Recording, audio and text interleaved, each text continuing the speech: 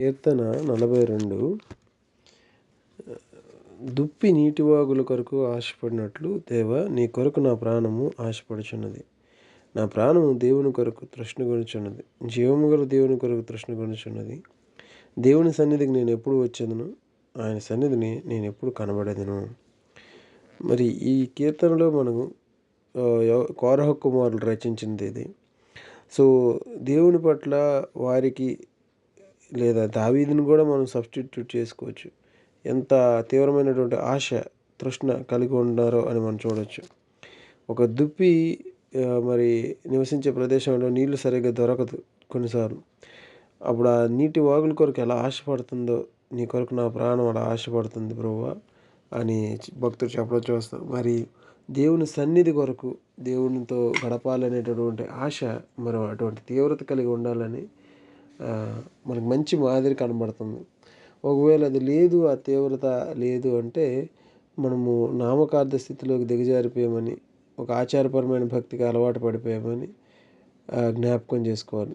మరి అటువంటి స్థితి రాకముందే దేవుడి సన్నిధిలో ఎప్పుడు వెచ్చగా మనము ఉండేటట్లు ప్రార్థన చేయాలి. దేవుని సహాయం, కృప కొరకు కనిపెట్టుకోవాలి. ఎక్కడ పాపం ఉంటుందో, ఎక్కడైతే ఐహిక విచారాలు ఉంటాయో, అప్పుడు ఈ ప్రయారిటీస్ దేవుని కంటే ఎక్కువ లోకానికి ఇస్తాము, శరీరానికి ఇస్తాము. అక్కడ మనము దేవుని కొరకు తృష్ణగొని ఉండలేము. కాబట్టి మన ప్రాధాన్యతలు ఏమై ఉన్నాయో ఒకసారి గమనించుకోవాలి. మరి దేవుని సన్నిధికి నేను ఎప్పుడు వచ్చేదను, ఆయన సన్నిధిని నేను ఎప్పుడు కనబడేదను. ఇది కేవలం ఒక మందిరానికి వెళ్ళడమనే కాదు, కానీ దేవుని సన్నిధికి నేను ఎప్పుడు వస్తాను, ఆయన సన్నిధి నేను ఎప్పుడు కనబడతాను. దేవుని సన్నిధి మరి మన హృదయాల్లోనే ఆయన సింహాసనం వేసుకొని ఉండాలి. మరి ఆయన సన్నిధిలో ఎప్పుడూ నివసించాలి అంటే దాని అర్థం ఆయన ఎదుట మనం ఎప్పుడు కూడా యథార్థంగాను మంచి మనస్సాక్షితో జీవించాలని. నువ్వు ఏం చేస్తున్నప్పటికీ, ఎక్కడున్నప్పటికీ నీ రహస్య జీవితాన్ని ప్రతిదీ దేవుడు చూస్తున్నాడు. ఆ రహస్య జీవితంలో దేవుని సన్నిధి ఉందా? దేవుని సన్నిధిని కాపాడుకుంటున్నామా? అలాగే కుటుంబంలో నివసిస్తున్నప్పుడు బయట ఎవరైనా వస్తే బాగానే ఉంటాము, బయట అందరితో సాక్ష్యం కలిగి ఉంటాము. కానీ కుటుంబంలో దేవుని సన్నిధి నిలబెట్టుకునేటటువంటి ప్రయత్నం చేస్తున్నామా? అసలు దేవుని సన్నిధి ఉంది అనేటటువంటి స్పృహ కూడా లేకుండా బ్రతుకుతున్నామా? కాబట్టి దేవుని సన్నిధిని గురించి ఆశపడము, దేవుని సన్నిధి ఎక్కడుంది అంటే మందిరం కొరకో దేని కొరకు వెళ్ళడము అనేవి మాత్రమే కాదు, కానీ మన వ్యక్తిగత జీవితాల్లో దేవుని సన్నిధిని వెతికే వారంగా ఉండాలి. అది ఎలా అంటే ఎక్కడైతే మరి దేవునితో మనం దేవుని మార్గాలు నడుచుకుంటామో అక్కడ ఆయన సన్నిధి సమృద్ధిగా ఉండడం చూస్తాం. ఎక్కడైతే మరి మనం పాపపు మార్గాల్లో దేవుని తృణీకరించి వెళ్తామో అక్కడ సాతాను ఒక కార్యాలను చూస్తాం. సో అప్పుడు కూడా దేవుడు మనతో ఉన్నాడు, కానీ మనం ఆయన వైపుగా లేము. కాబట్టి పాపానికి, సాతానికి ఎక్కడైతే చోటిస్తున్నామో అక్కడ నాశనాన్ని మనం చూస్తాం, దొంగతనాన్ని, హత్య చేయడాన్ని చూస్తాం.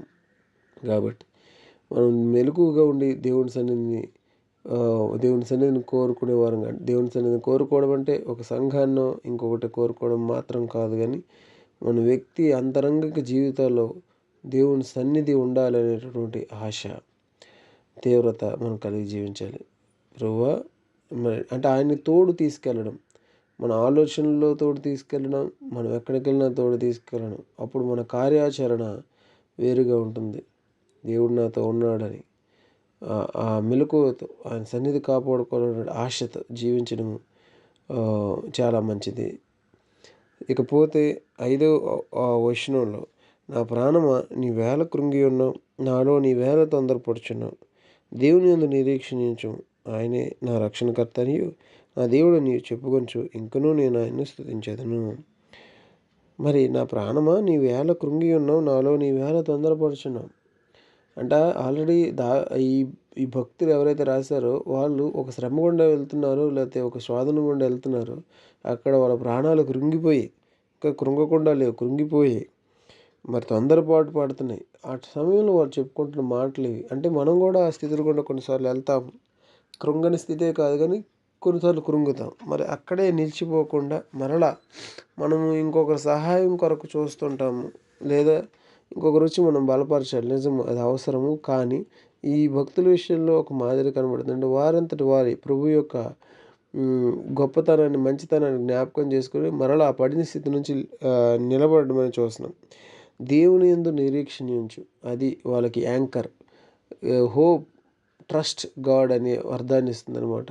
సో, దేవుని యందు నమ్మిక ఉంచు, నిరీక్షించు. ఆయన నన్ను కాపాడుతాడు, ఆయన నేను నిలబడతాడు అనేటటువంటి అదిగోండి అక్కడ ఉందిగా, ఆయన నా రక్షణకర్త అనియు, నా దేవుడనియు, నా దేవుడు అని చెప్పుకొని ఇంకనూ నేను ఆయన స్తుతిస్తాను. ఆయన నన్ను రక్షిస్తాడు. నాకు దేవుడు దేవుడంటే is a sovereign God. He can do everything, anything.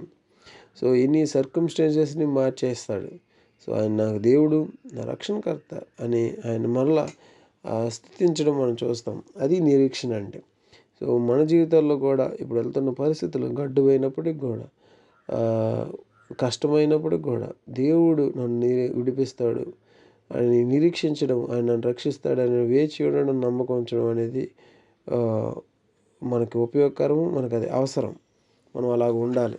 దేవుడి మాటలు దీవించును గాక. ఆమేన్.